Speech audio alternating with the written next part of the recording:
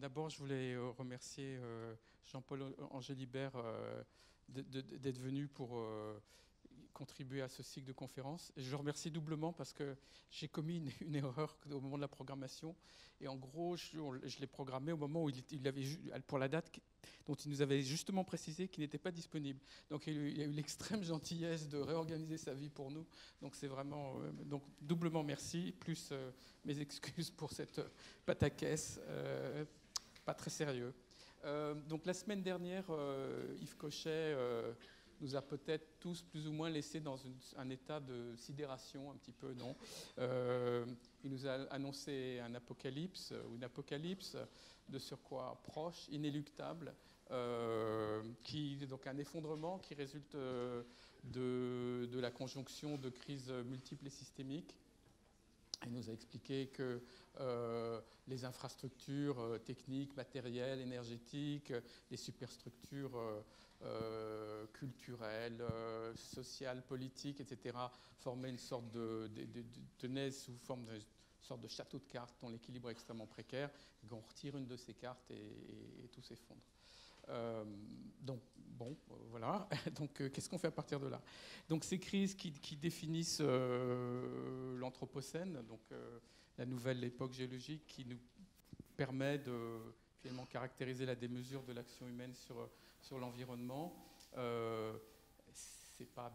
relève pas de la croyance, ça relève de faits avérés scientifiquement et effectivement. Donc, mais pourtant, peut-être que s'il est possible pour un climatologiste de prédire les évolutions de température, s'il est possible pour un spécialiste du pétrole de nous dire que tel ou tel champ pétrolifère va atteindre son pic à tel ou tel moment, ou pour un écologue de mesurer la perte de biodiversité, c'est plus difficile de nous raconter, de nous dire ce qui va réellement advenir, même si ces crises sont parfaitement avérées. Donc c'est un peu le problème qu'on a tous, collectivement. C'est peut-être aussi un problème dont, d'une certaine façon, à une échelle beaucoup plus modeste, on est familier en architecture, où dans le fond, le projet d'architecture, il démarre toujours par une certitude que quelque chose va changer et une grande incertitude quant à la forme que ce changement va prendre, cette transformation va prendre. Et dans le fond, donc c'est pour ça que l'idée de mettre en parallèle des possibles littéraires avec des possibles architecturaux nous a paru intéressante dans ce contexte sur les conférences sur la fin d'un monde, en se disant que la capacité de récit, de narration, de scénarios, de fiction, qui dans le fond sont les points de départ aussi d'un projet d'architecture. Un projet d'architecture, c'est une fiction qui est racontée avec des moyens un peu spécifiques, mais c'en est une. Et donc c'est intéressant de mettre en parallèle nos fictions à notre échelle et peut-être qui engagent des fictions beaucoup plus larges de changement de mode de vie, avec celles qui sont étudiées donc, par Jean-Paul Angélibert, plutôt en production littéraire et cinématographique. Donc Jean-Paul Angélibert est professeur de littérature comparée à l'université de Bordeaux-Montaigne. Il a écrit plusieurs ouvrages dont j'ai noté les titres, je vais quand même les citer. Apocalypse en royaume, politique des fictions de la fin du monde, paru en 2013. Fabuler la fin du monde, la puissance critique des fictions d'Apocalypse, qui est sorti, je crois, très récemment, cette année. Et puis diriger notamment un ouvrage collectif aussi sur l'Apocalypse, une imagination politique du 19e et 21e siècle, paru en 2018. Il s'y interroge sur la portée morale et politique de ces fictions et dystopies, d'anticipation de fin, dont peut-être la vertu principale serait d'éviter qu'elle n'ait lieu. Voilà, et avec ça, Merci invitation. Je suis très honoré de participer à ce séminaire. Jean-François Blassel m'avait parlé d'un séminaire, donc j'imaginais une assistance un petit peu réduite, et je suis très impressionné de voir cet amphi presque plein. Je crois que j'ai à peu près 1 heure pour parler, et puis je pense qu'il y aura un peu de temps ensuite pour la discussion. Bien, donc je me présente ici comme littéraire, donc moi j'enseigne la littérature comparée. Autant dire que je ne connais rien à l'architecture ni à l'urbanisme, et que j'arrive ici sans à peu près rien connaître à vos études, ni à ce que vous faites, et que je viens parler complètement.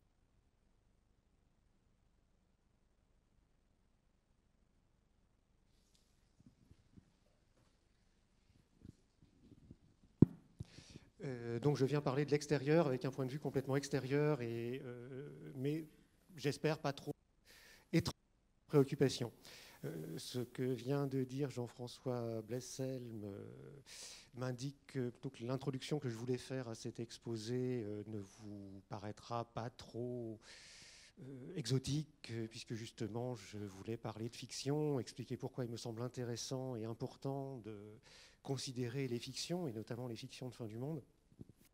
Et je pense que ça peut vous parler depuis votre point de vue d'architecte. De votre séminaire, je ne sais pas grand-chose non plus. Je sais seulement que vous avez reçu Yves Cochet la semaine dernière. Alors j'espère ne pas produire le même effet de sidération. J'espère... Enfin, je pense porter une autre parole, même si je respecte tout à fait celle d'Yves Cochet. Mais moi, je parle de fiction et pas du tout de l'avenir tel que je crois ou tel que je pense qu'il pourrait se dérouler. Donc, un petit mot sur le contexte de mon travail.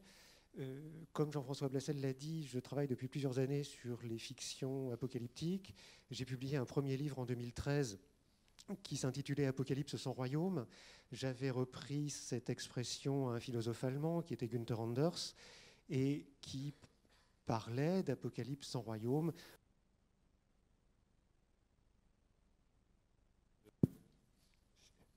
Ça remarche. Bon. Donc je disais que Günther Anders parlait d'apocalypse sans royaume pour désigner l'apocalypse nucléaire qu'il voyait arriver très vite. Il était dans les années intimement persuadé que les bombes atomiques sauteraient et que le monde Le scénario que Günther Anders craignait n'est pas réalisé, mais il m'a semblé... ça n'arrête pas de sauter, je suis désolé. Bon, je vais continuer comme ça. Je pense que je suis intelligible quand même. Donc, il m'a semblé productif de reprendre cette expression d'apocalypse sans royaume qui présente l'intérêt de renverser la situation par rapport à la promesse des Lumières. Les Lumières nous avaient promis depuis le XVIIIe siècle un royaume sans apocalypse, c'est-à-dire le règne du progrès et le règne de la raison, et cela de manière indéfinie, puisque le perfectionnement de l'espèce humaine et le perfectionnement de ses réalisations étaient censés ne pas avoir de fin, ne pas avoir de terme, ne pas connaître de limites. Et donc, les Lumières nous promettaient un royaume sans apocalypse, alors que la promesse chrétienne était celle de l'apocalypse accompagnée du royaume. L'apocalypse ayant pour fonction de permettre l'avènement du royaume. Et puis, au contraire, à partir d'Hiroshima, ce que notre époque nous impose, ce à quoi elle nous destine, c'est à une apocalypse sans royaume, c'est-à-dire à une pure destruction, une destruction sans reste, qui n'annonce rien d'après elle, une apocalypse qui est la pure destruction du monde, l'anéantissement du monde, derrière lequel il ne restera rien. Donc c'était mon premier livre sur la question, où j'avais examiné déjà des films, des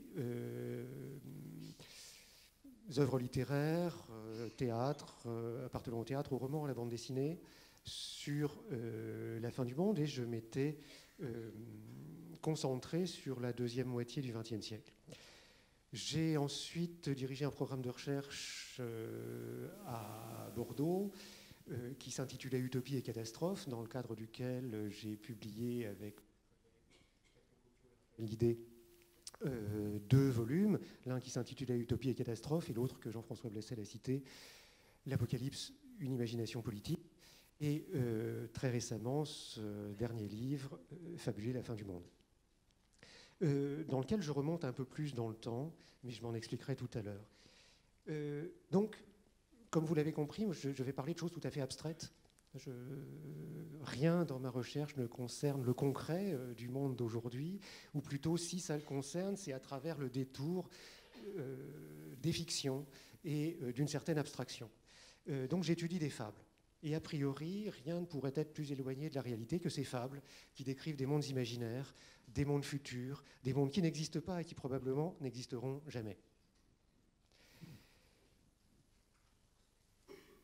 Mais je pense que si c'est important, c'est parce que, comme vous le savez, comme Jean-François Blessel vient de le dire, la fiction modèle la réalité, et c'est uniquement en passant par le modèle fictionnel qu'on pense la réalité.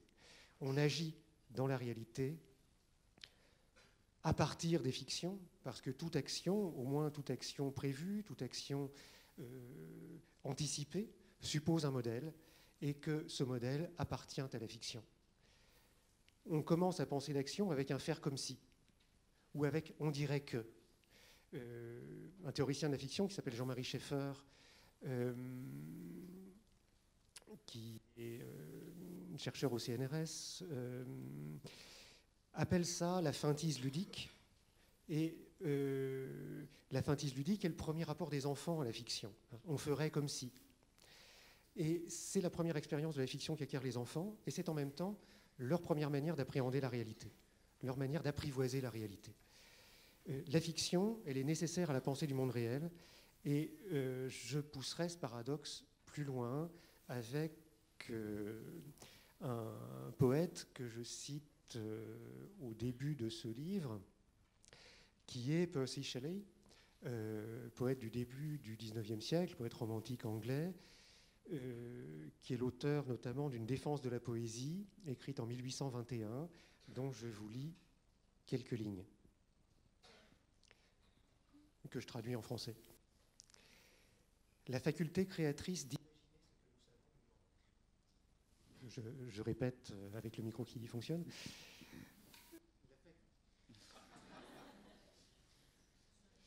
La technique tout trahit parfois. La faculté créatrice d'imaginer ce que nous savons nous manque. L'élan généreux d'accomplir ce que nous imaginons nous manque. Nos calculs dépassent l'entendement. Nous avons mangé plus que nous ne pouvons digérer.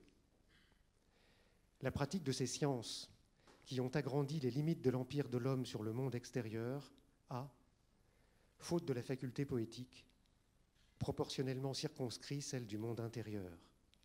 Et l'homme, qui a réduit les éléments en esclavage, demeure lui-même esclave. C'est un texte absolument puissant.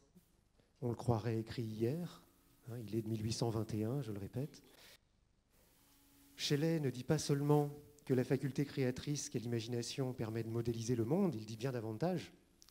Il affirme que l'imagination permet d'imaginer ce que nous savons. C'est une très belle formule, un très beau paradoxe. Il faut imaginer ce que nous savons. C'est-à-dire qu'on connaît vraiment le monde qu'en l'imaginant, et il faut même imaginer ce que nous avons sous les yeux. Avoir les choses sous les yeux ne suffit pas. Il faut encore les imaginer. La connaissance passe par la représentation. Représentation, vous le savez peut-être, est une des traductions du grec mimesis, qu'on traduisait à la Renaissance et plus tard par imitation, et qu'on a proposé au XXe siècle de traduire par fiction. Donc ces trois mots, fiction, représentation, imitation, sont trois traductions différentes du même mot grec. On ne connaît qu'en imitant, c'est-à-dire en représentant, c'est-à-dire, encore une fois, en imaginant. Et Shelley dit aussi, c'est le deuxième versant de ce petit paragraphe, que nos calculs et notre appétit, nos calculs et notre voracité, nous avons mangé plus que nous ne pouvons digérer, c'est-à-dire la pratique de ces sciences qui ont agrandi notre empire sur le monde, on réduit d'autant la puissance de notre imagination. Nous connaissons d'autant moins le monde que nous croyons l'avoir réduit à notre maîtrise par nos techniques. L'empire de la technique réduit d'autant la puissance de l'imagination, et c'est cette réduction qui est catastrophique parce que nous croyons avoir réduit le monde à notre emprise, mais c'est nous qui sommes les esclaves des sciences que nous croyons maîtriser.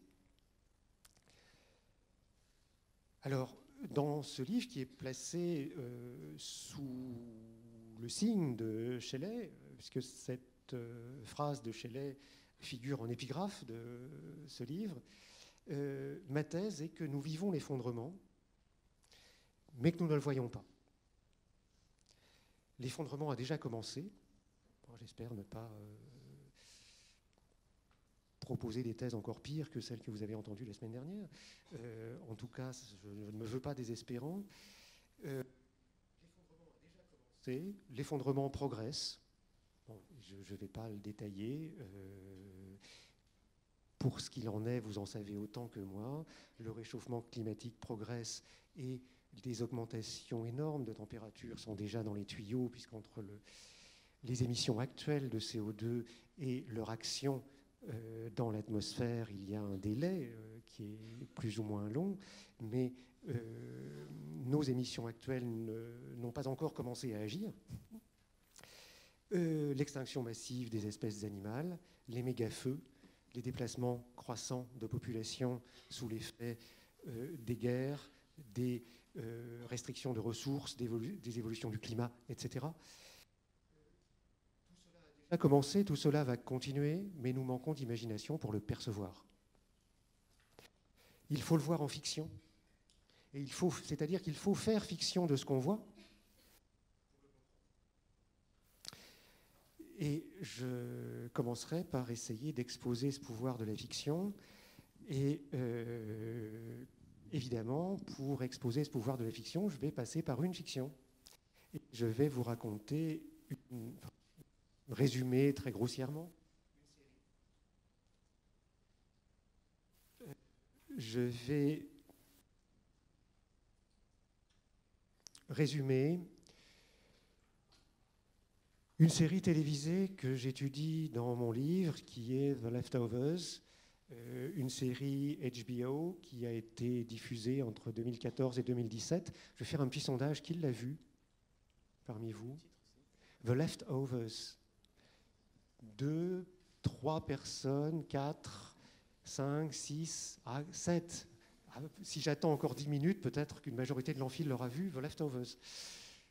Non, quand même une petite minorité. Donc, le résumé que je vais faire ne sera pas superflu.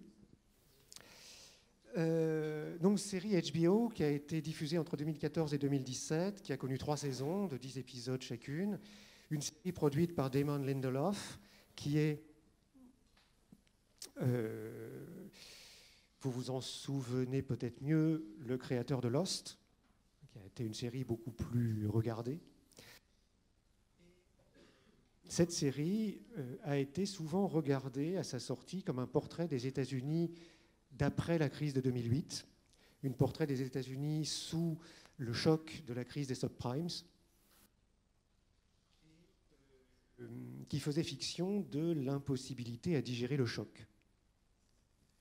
L'argument de cette série est que 2% de la population, 2%, donc un chiffre assez modeste, de la population mondiale a disparu. 2% de la population mondiale se sont volatilisés en un instant. C'est-à-dire que le même jour, dans le monde entier, des gens ont tout simplement disparu sans rien laisser d'eux, et sans que rien, en tout cas apparemment, n'ait causé leur disparition. On ne cherche pas à en donner l'explication, c'est un fait qui se donne comme un fait brut.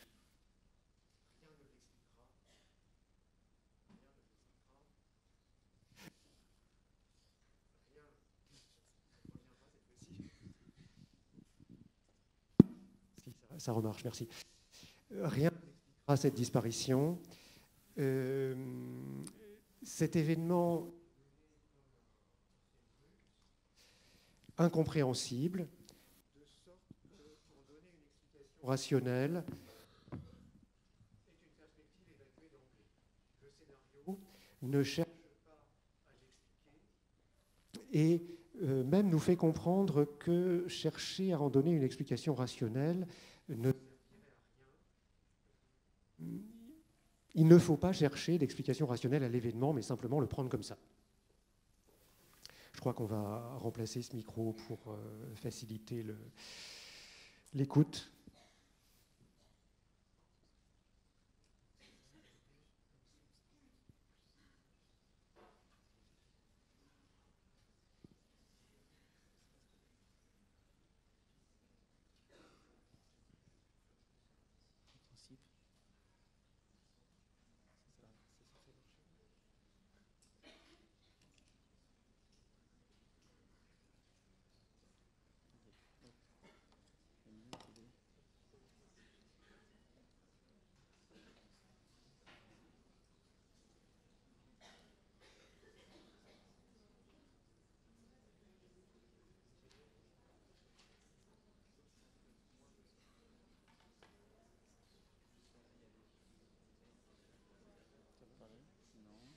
Est-ce que vous m'entendez? Non.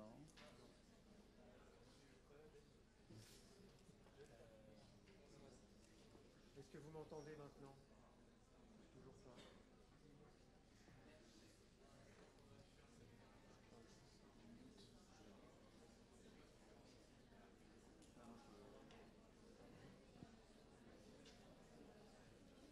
Je crois qu'il est en mute. Ah voilà, c'est Est-ce que vous m'entendez maintenant? Oui, c'est mieux. Bien, merci. J'espère que cette fois-ci, il n'y aura plus d'interruption technique. Avec tout ce que je dis de la technique, c'est normal qu'elle se venge de moi. Donc je disais que la série avait souvent été vue comme un portrait des États-Unis après la crise des subprimes. Portrait des États-Unis sous le choc, ne se relevant pas de la crise et essayant de survivre tant bien que mal à cette crise financière. Vous vous souvenez, qui avait fait perdre leur maison à des centaines de milliers d'Américains, qui avait causé des dettes effroyables dans tout le pays. Donc l'argument de la série, c'est que 2% de la population a disparu sans laisser de traces. En un instant, 2% de la population mondiale, je dis bien mondiale, s'est volatilisée. 2% prélevés au hasard. Il n'y a pas de règles, il n'y a pas de distribution compréhensible des disparus parmi la population. Ce n'est pas les gens au-dessus d'un certain âge, ni en dessous, ni appartenant à telle ou telle catégorie socio-professionnelle. C'est 2% pris au hasard, des gens qui se sont volatilisés. Il n'y a pas d'explication rationnelle et la série fait comprendre aux spectateurs tout de suite qu'il ne faut pas en chercher. C'est hors de propos. L'intérêt est ailleurs. C'est autre chose qu'il faut chercher en regardant ça. Et la première saison commence 3 ans après cet événement. 3 ans, c'est-à-dire un délai qui apparaît suffisant pour que le choc initial soit passé, mais pas tout à fait suffisant pour qu'il soit digéré. Le choc est toujours là, même si on n'est plus dans l'affect immédiat de la perte. 3 ans après, qu'est-ce qui se passe? Le scénario place les événements dans une petite ville de la côte Est qui s'appelle Mapleton, petite ville banale, sans histoire, où d'habitude rien ne se passe. C'est vraiment la petite ville la plus ennuyeuse de la côte Est, où rien ne saurait se passer. Et dans cette petite ville qui semble tout à fait représentative de l'Amérique semi-rurale, la population se divise en 3 parties. D'abord, il y a ceux qui veulent minimiser l'événement. Il y a ceux qui veulent faire comme si de rien n'était, comme si rien ne s'était passé, ou comme si 2% de la population disparue, ça ne signifiait rien. Les pouvoirs publics, qui cherchent à neutraliser le choc et à faire en sorte que chacun puisse revenir à sa vie d'avant. On entend donc à la radio un expert, vous savez ce qu'il faut penser des experts, dire que 2% de la population, finalement, c'est presque rien. Imaginez, sur un terrain de football où il y a 22 joueurs, il n'y aurait pas un seul disparu. C'est censé être une preuve que finalement, ce n'était pas grave tout ça. Ensuite, il y a la fraction de la population qui cherche une explication surnaturelle. Cet événement est évidemment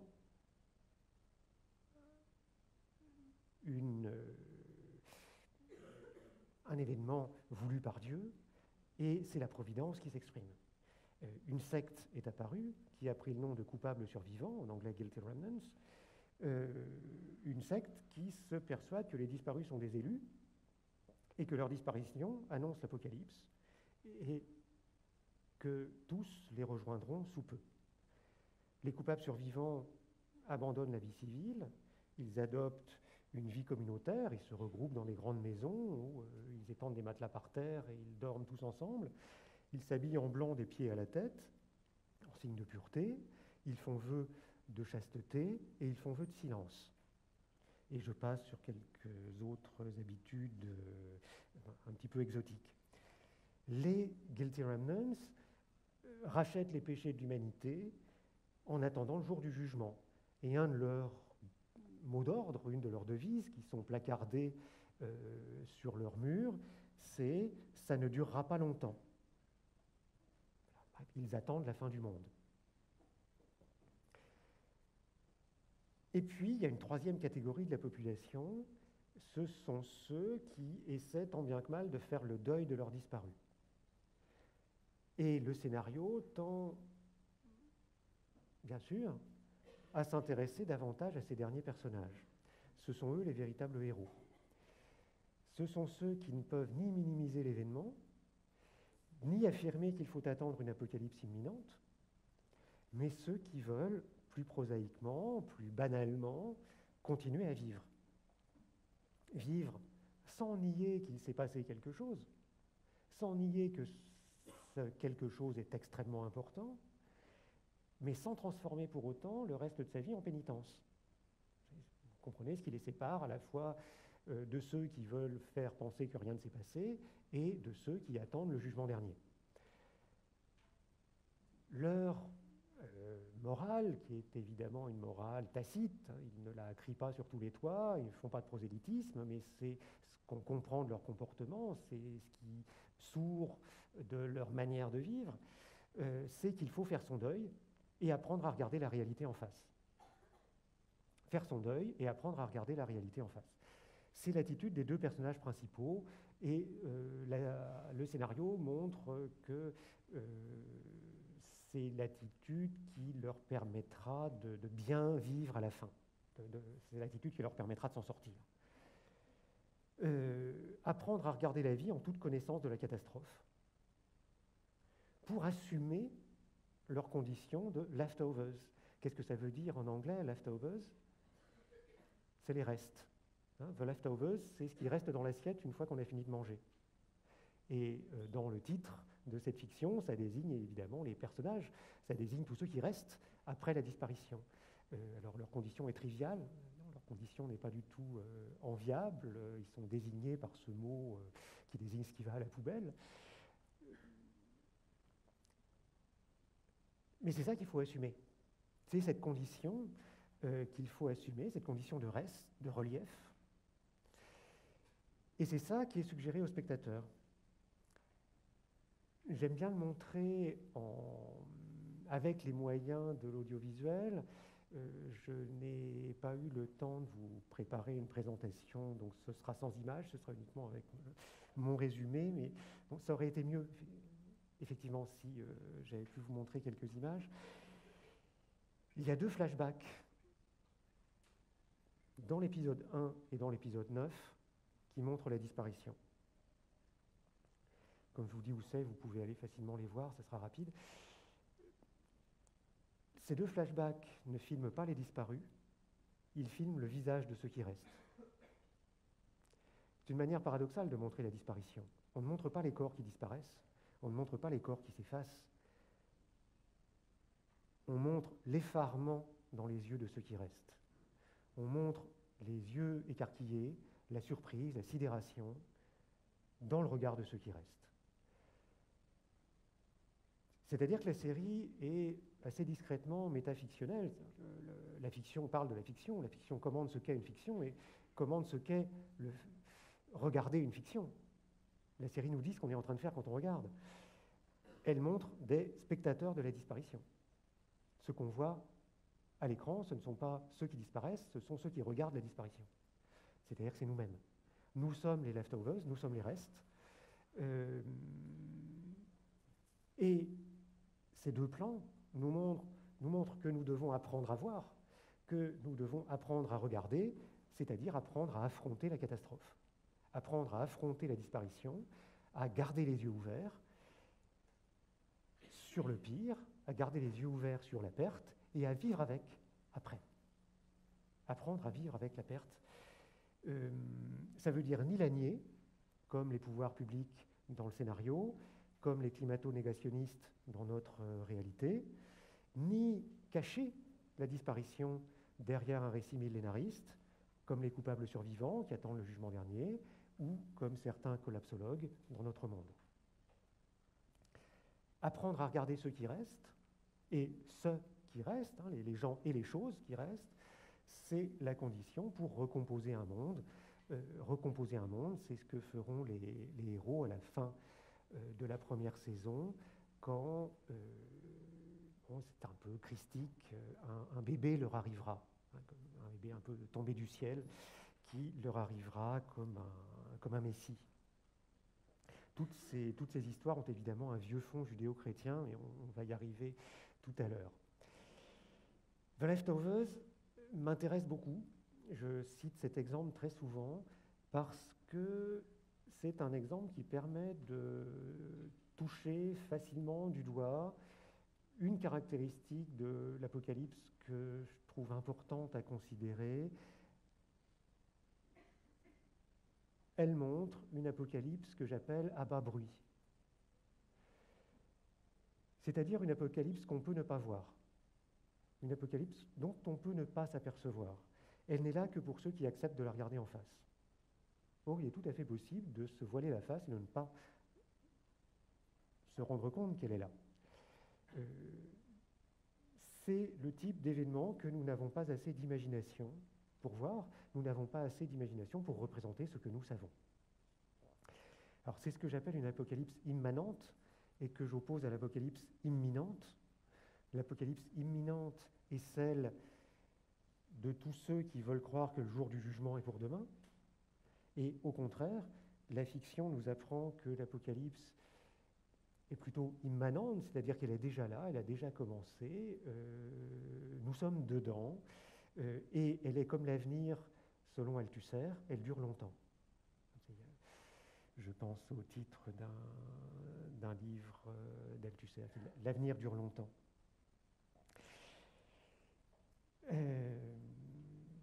Y compris dans une perspective apocalyptique, il faut penser que l'avenir dure longtemps.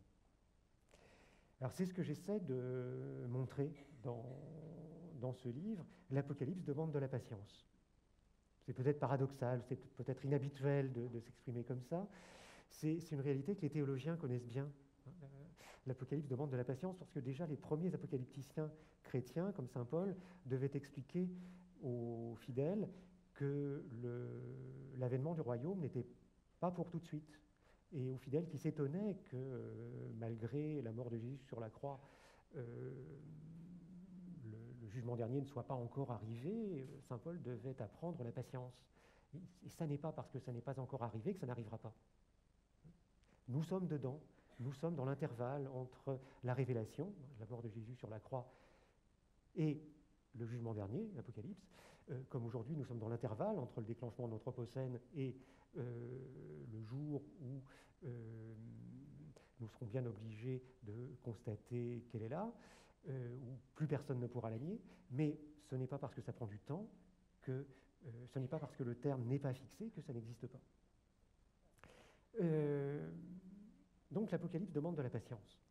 Et pour montrer qu'elle demande de la patience, j'ai considéré dans ce livre son histoire, en remontant un petit peu plus loin que dans mes travaux précédents. Couramment, on fait remonter l'Anthropocène au début du XXIe siècle et on prend comme point de repère l'intervention de Paul Crutzen, ce géophysicien qui a proposé le mot, et en l'an 2000,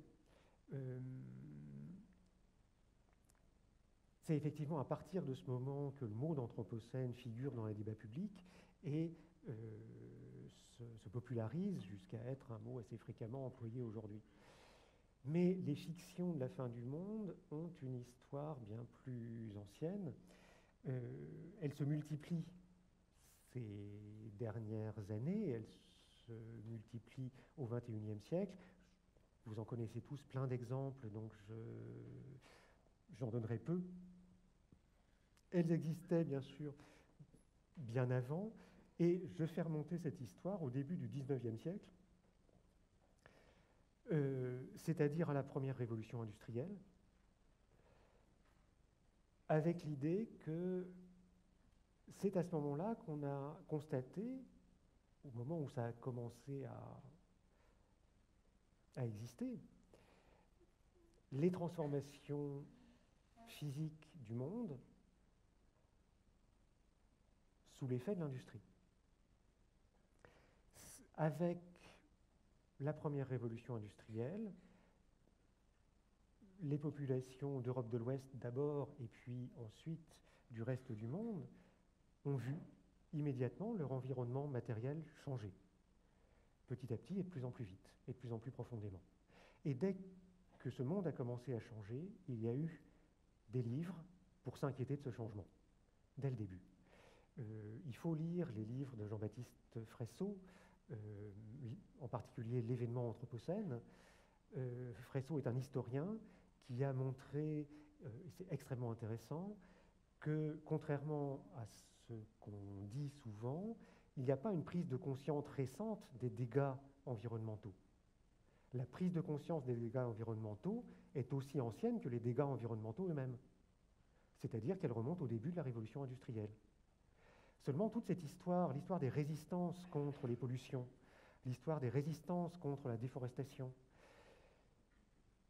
l'histoire des textes qui ont été produits pour en témoigner et pour s'inquiéter des conséquences lointaines de la pollution de l'air par les émissions de carbone, par exemple, toute cette histoire a été occultée sous le grand récit du progrès. Et il faut l'exhumer aujourd'hui. Jean-Baptiste Fresso a commencé à faire ce travail-là, et c'est un travail très important. Pour ma part, je m'intéresse aux fictions, et ce qui m'intéresse, ce sont les fictions qui prennent acte de ça, et qui commencent à commenter ça dès le début du XIXe siècle. C'est-à-dire dès le moment où ces dérangements climatiques apparaissent et où on peut les attribuer à l'industrie. La première fable moderne de la fin du monde, elle date de 1805, donc c'est assez précoce. Elle est due à un auteur français qui s'appelle Jean-Baptiste Cousin de Grainville, qui est un auteur assez largement oublié aujourd'hui.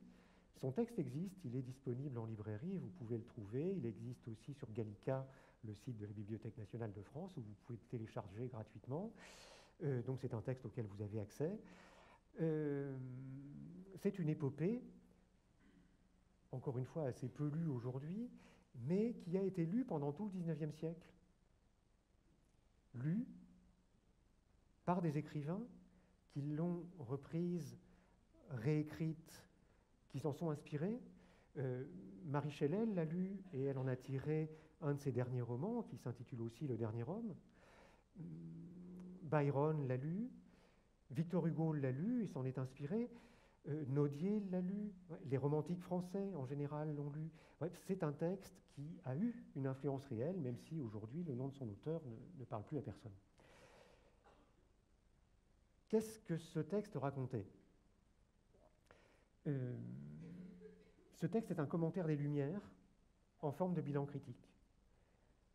La fin du monde, puisque ce texte raconte la fin du monde, apparaît comme la réponse de Dieu à l'hubris des hommes. La fin du monde apparaît comme la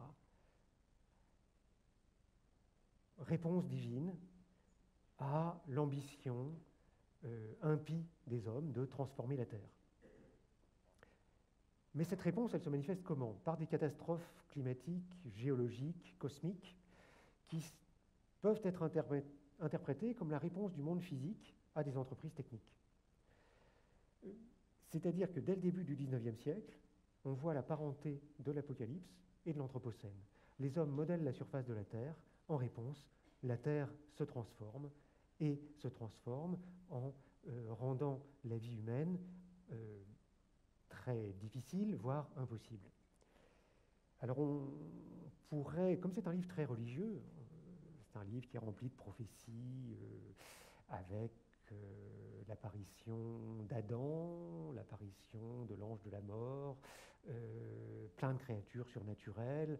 On est dans un texte empli d'un imaginaire chrétien et certainement aussi de la foi de Grainville, qui était certainement un chrétien convaincu. Et on pourrait se débarrasser facilement de ce livre en le classant à la rubrique des interprétations réactionnaires de la Révolution, des réflexions réactionnaires qui condamnent la Révolution au nom du monde ancien. La Révolution a semé la terreur, elle a bouleversé le monde et il faut revenir à l'ancien régime.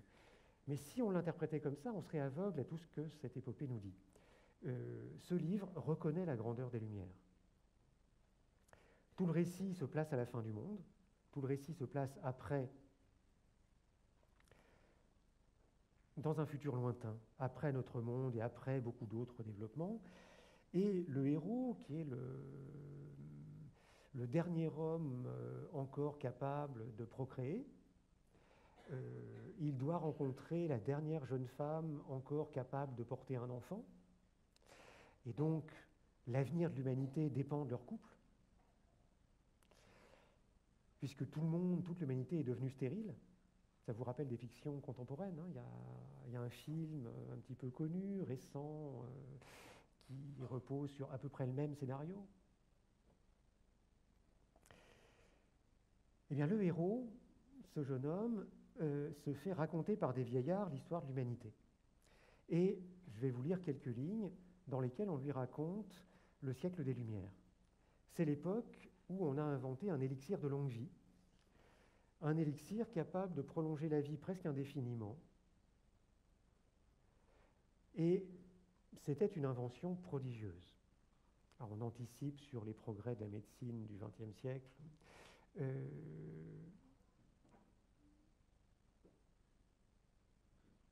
Et le mieux, c'est que cet élixir de longue vie, quand on a vu à quel point il était prodigieux, on en a réservé l'usage aux plus méritants des hommes. Et les plus méritants des hommes étaient élus démocratiquement. Donc c'est à l'issue d'un vote populaire qu'on pouvait boire une fiole d'élixir de longue vie et, une fois devenu très vieux, voir se prolonger la vie pendant quelques dizaines d'années, puis après on pouvait être réélu et en reprendre.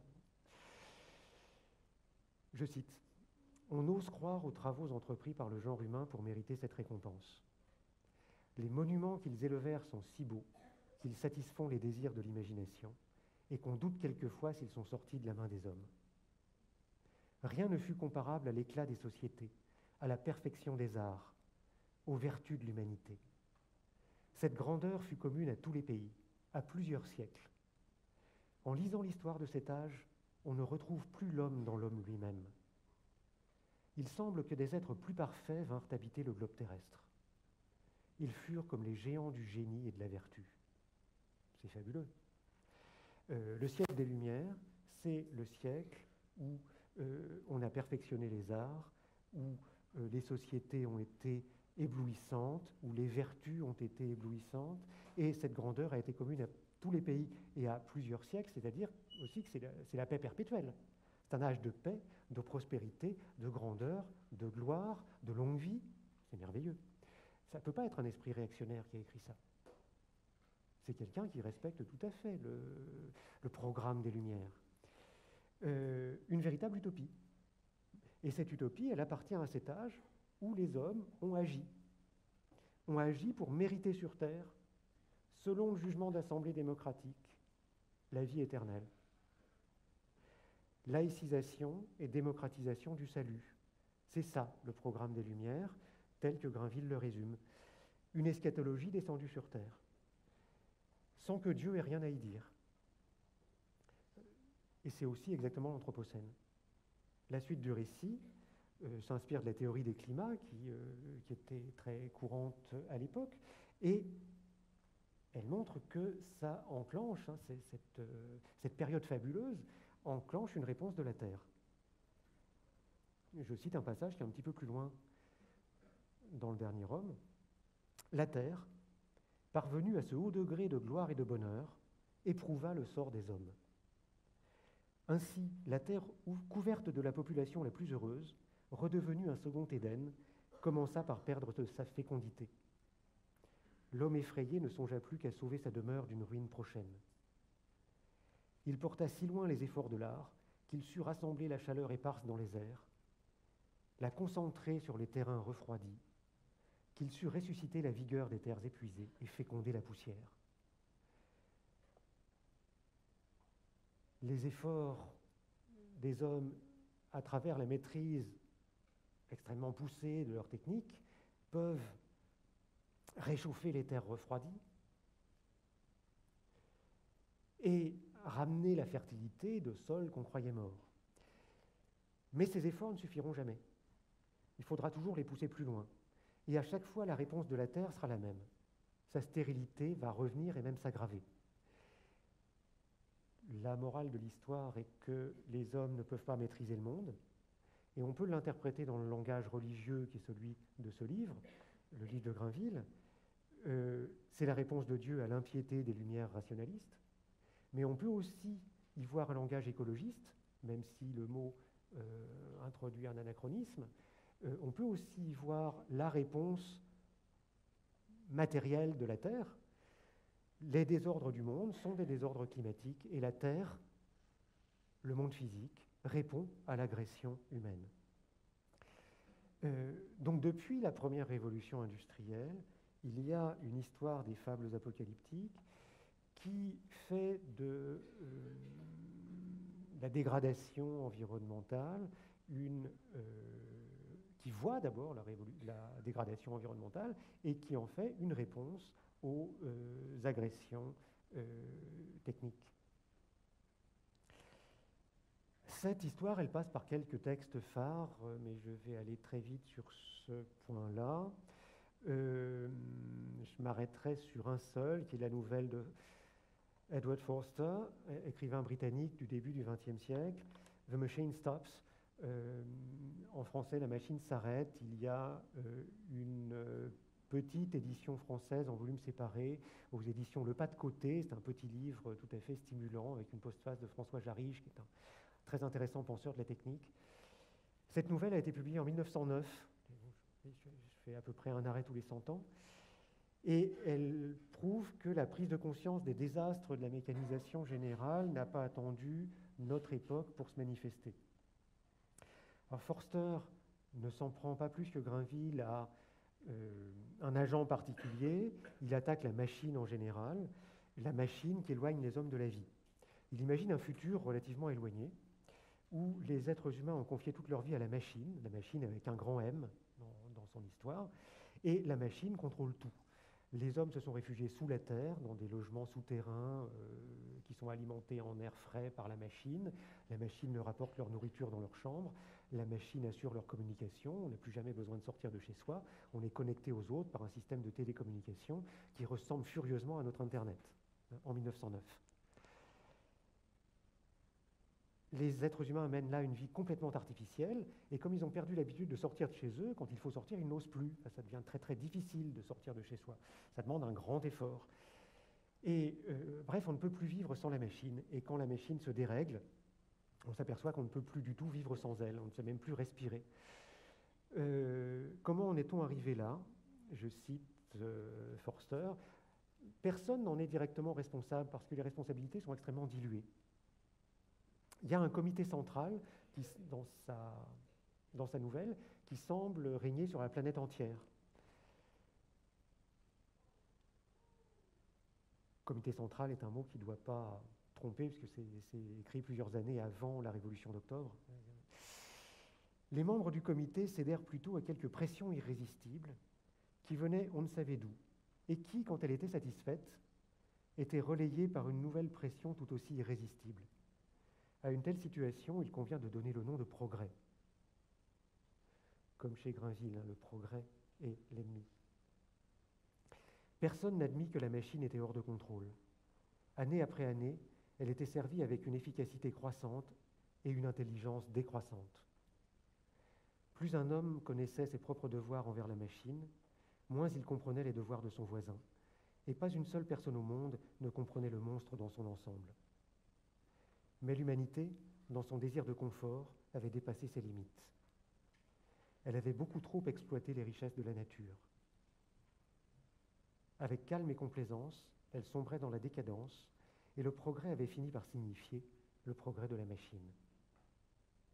Donc, quand on parle des limites à la croissance aujourd'hui, et qu'on cite le Club de Rome, 1972, exactement dans les mêmes termes, on avait dit la même chose en 1909. Cette prise de conscience n'en est pas une, ça fait très longtemps qu'on a pris conscience. Donc je cite ce passage parce que c'est un des arguments développés par Jean-Baptiste Fresso et qui me semble très important. La prise de conscience de l'Anthropocène n'est pas aussi récente qu'on le croit. Nous ne sommes pas les champions de la réflexivité.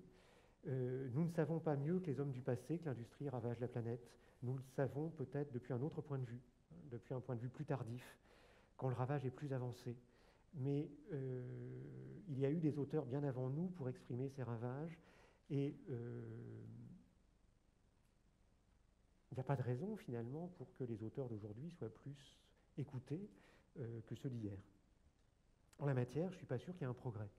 En tout cas, s'il y a un progrès, le progrès n'est jamais uniforme, univoque, ni assuré. Par exemple, je pense que la création du GIEC, le groupe international d'experts sur le climat, est certainement un progrès, mais un progrès qui répond à une dégradation matérielle de la situation, qui a justement incité les climatologues à répliquer.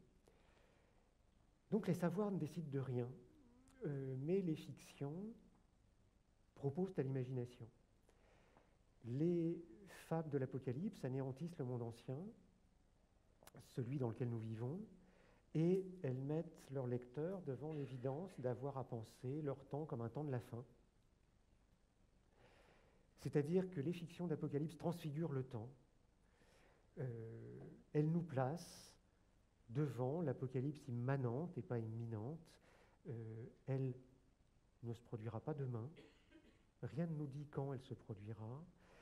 Et le temps dans lequel nous sommes est à la fois une opportunité, l'opportunité d'agir, et peut-être la dernière, et une réquisition. Il y a une obligation d'agir, parce que le monde va finir, même si on ne sait pas quand. Il faut rester ferme dans ses convictions, comme Paul prêchait aux premiers chrétiens de rester fermes dans leur foi. Il faut agir pour que le royaume advienne, même si, encore une fois, on ne sait pas quand il adviendra, on ne sait pas comment ça se passera.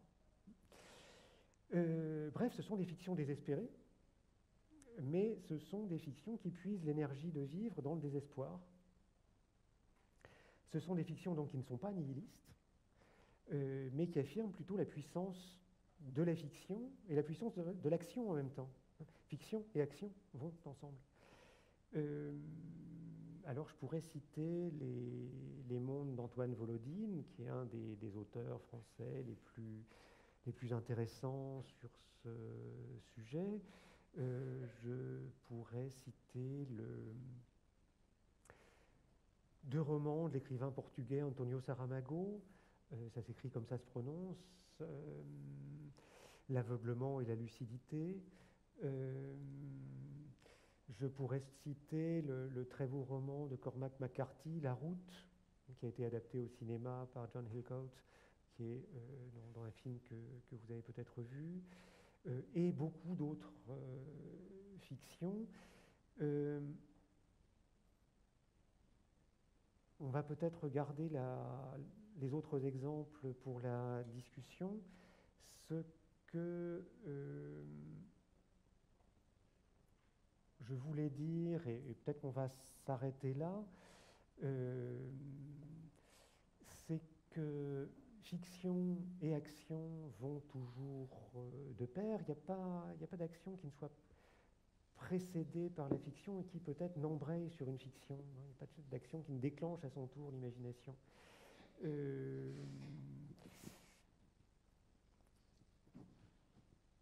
Et ce que les fictions de la fin du monde ont en propre, c'est qu'elles nous placent au temps de la fin pour à la fois nous donner l'opportunité d'une action faisant d'autant plus sens qu'elle se place dans ce temps de l'avènement du royaume, dans ce délai avant son avènement, et qui requiert qu'on l'accomplisse, puisque cet avènement est une promesse et qu'il faut que cette promesse soit réalisée. Voilà, tout ça est redoutablement abstrait, j'ai peur que ce soit très abstrait, mais bon, c'est peut-être dans la discussion que des choses plus concrètes vont venir. Merci. Il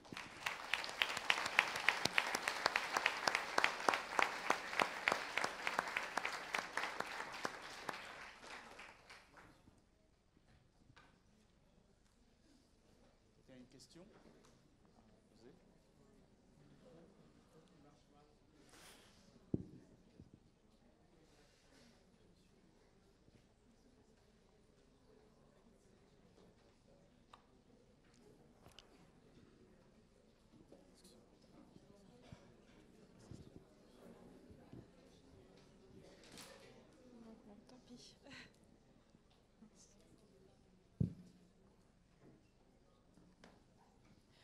Bonjour.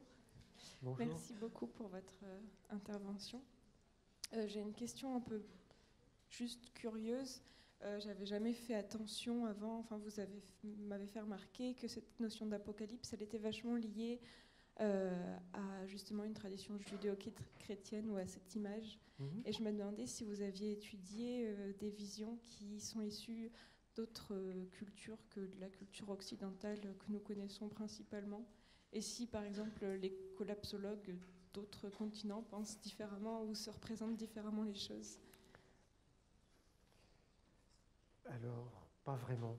Je n'ai étudié que des textes européens ou nord-américains et un petit peu japonais, mais je ne suis pas sûr que les choses se présentent différemment.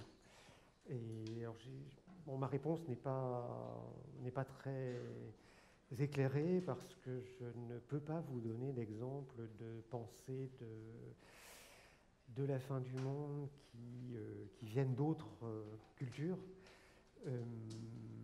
Et j'aurais tendance à penser que dans le champ qui m'intéresse, la production culturelle fait fond vraiment sur une imagerie biblique et sur une représentation du temps qui est issue de l'imaginaire biblique.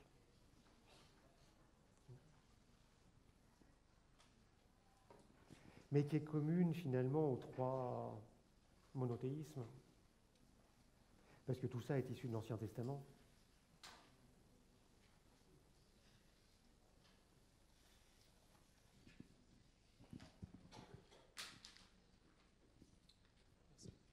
Bonjour, merci. Bonjour. Vous avez dit deux choses en fait qui m'ont marqué. C'est la fiction est nécessaire à la compréhension du monde réel et l'imagination permet d'imaginer ce que nous savons. Oui. Et en fait, je me demande pourquoi est-ce qu'on ne voit pas plus de fiction qui propose des alternatives positives à la fin du monde? C'est une bonne question. Je pense d'abord qu'il y en a. C'est pas mon objet, ce ne sont pas les fictions qui m'intéressent le plus, mais je pense qu'elles existent.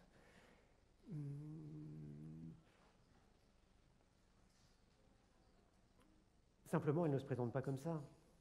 Je pense qu'il y a beaucoup de fictions aujourd'hui qui racontent le monde comme il va, comme il continue, vaille que vaille, qui ne se projettent pas forcément dans le futur, Il y a beaucoup de fictions réalistes, c'est même l'immense majorité des fictions qui racontent le monde comme il est, tel qu'on le voit tous les jours. Et ce sont des fictions qui présentent des alternatives positives à la fin du monde. La fin du monde n'arrive pas, et c'est tant mieux.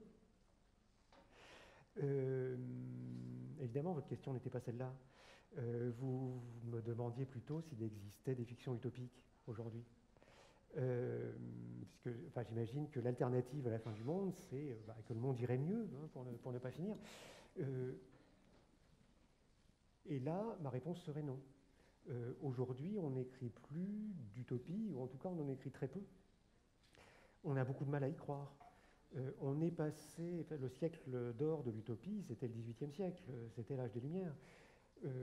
On a ensuite, au XIXe siècle, continué à écrire des utopies qui se situaient plus dans le futur que sur des continents éloignés. Mais on a continué à en écrire, et c'est au XXe siècle, ça c'est un lieu commun de le dire, que l'utopie se transforme en dystopie. On a cessé d'imaginer des utopies qui s'installent sur des îles lointaines ou qui s'installent dans des cités futures, pour imaginer plutôt des mondes qui tournent mal, des cités totalitaires, etc. Et aujourd'hui, des effondrements, des fins du monde. Et je pense que les histoires de fin du monde d'aujourd'hui sont des fictions qui remplacent les utopies d'hier. Ce sont des fictions politiques au sens où elles nous permettent de penser politiquement le monde. Ce sont des fictions qui nous parlent de la façon dont on vit politiquement aujourd'hui, et elles remplissent à cet égard la fonction des utopies au XVIIIe siècle. Mais on n'arrive plus à écrire d'utopies positives. Ça fait un certain temps que ce genre littéraire ne produit plus grand-chose. Alors, on en produit de temps en temps, il y a quelques titres qui sortent, mais c'est devenu un phénomène tout à fait secondaire. Je pense que la fonction politique qui a été remplie par les utopies il y a 200 ans, il y a encore 150 ans, aujourd'hui, est remplie par les fictions de fin du monde. Tout simplement parce qu'on a beaucoup plus de mal à croire au progrès. On a beaucoup plus de mal à croire à des issues positives à notre monde.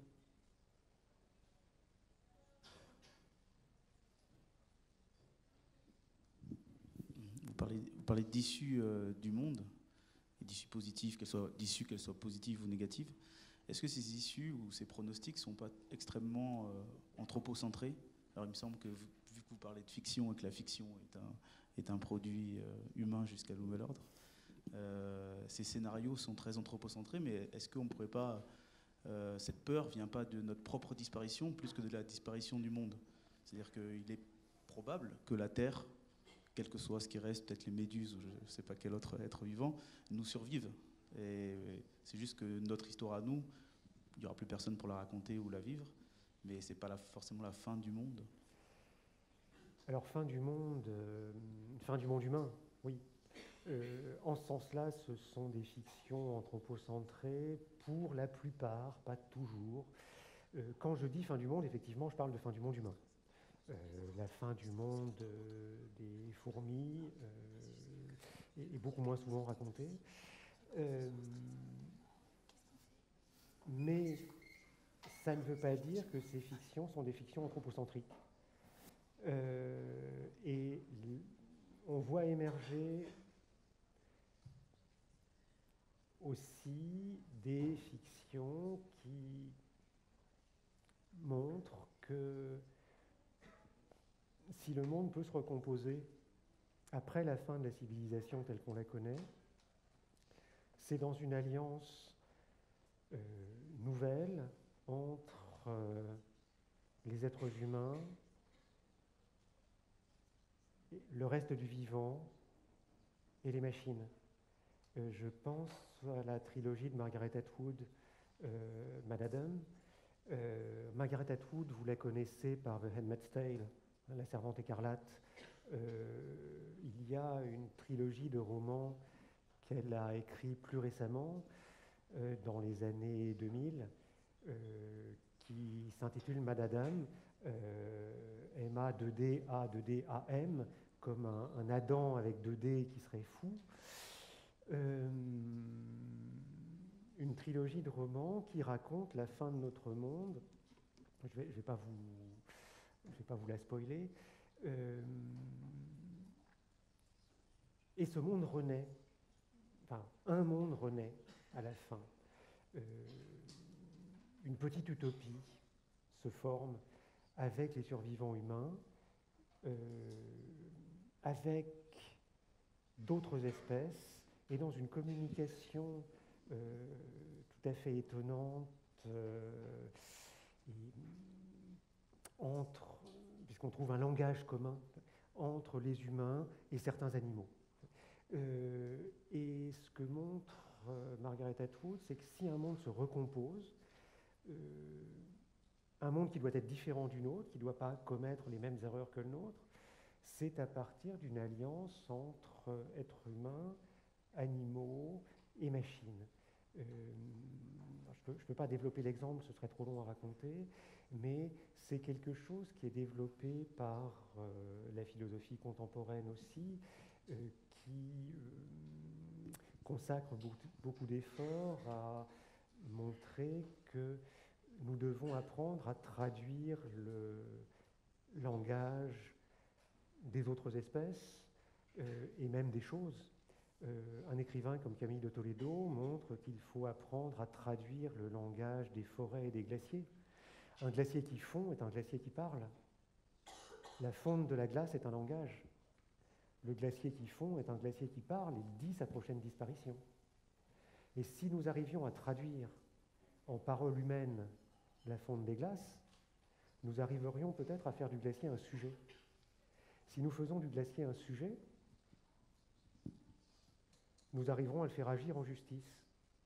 Et peut-être au glacier de plaider sa cause devant la justice pour faire condamner les émetteurs de CO2 qui provoquent sa fonte. C'est tout à fait sérieux. Il y a eu des initiatives dans plusieurs pays du monde pour produire ce genre de fiction juridique. Là encore, on est dans la fiction, évidemment. Un glacier ne parle pas, évidemment. Un glacier n'est pas un sujet de droit. Mais pourquoi pas? Le droit connaît ce type de fiction. C'est justement son travail de les instaurer en règle. En Nouvelle-Zélande, il y a quelques années, il y a 2 ans, je crois, création d'une telle fiction juridique où une rivière est devenue un sujet de droit. Et la rivière a acquis le droit de se porter en justice pour se défendre contre des agressions. C'est la rivière Wanganui, vous pouvez chercher, vous la retrouverez assez vite.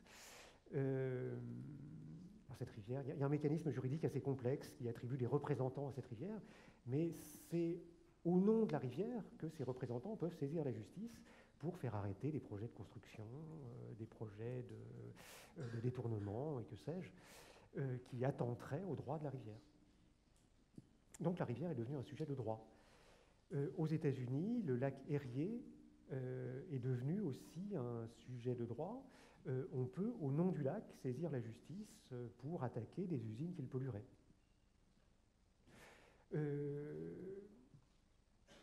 Camille de Toledo propose d'étendre ça à une quantité indéterminée de sites de la planète, d'espèces vivantes, etc.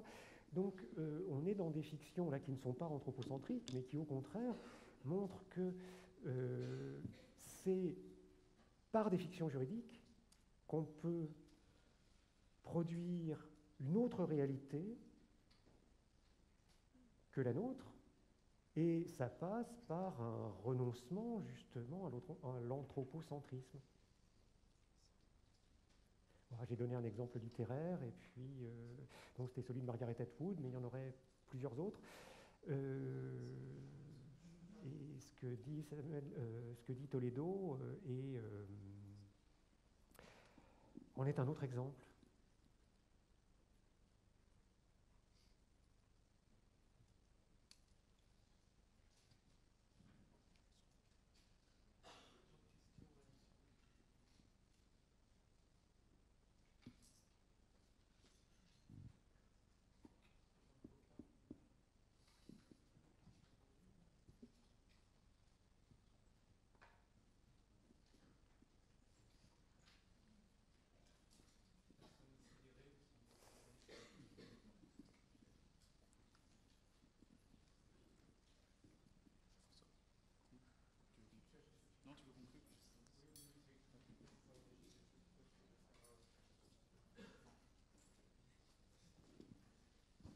Il n'y a plus de questions là, vous êtes tous tout dit, ou vous n'osez plus poser de questions, c'est ça? Bon, je pense qu'il nous reste à vous remercier une autre fois, cette fois-ci pour le contenu, pas pour être venu. Et pour nous dire que cette vision qui est vraiment extérieure à l'architecture peut en fait lui apporter beaucoup de choses, puisque effectivement la façon dont on imagine les futurs possibles, espérons-le, nous servent un petit peu de signaux d'alarme, de façon d'éviter que le pire n'advienne, si tant est qu'il soit encore possible de faire quelque chose, ou s'il advient, de faire qu'on retombe de l'autre côté avec des dispositions qui nous permettent de continuer aussi bien que possible. Et ça, c'est sans doute un sujet qui est vraiment important pour nos travaux, vos travaux futurs d'architectes. Voilà. Merci beaucoup. Merci à vous.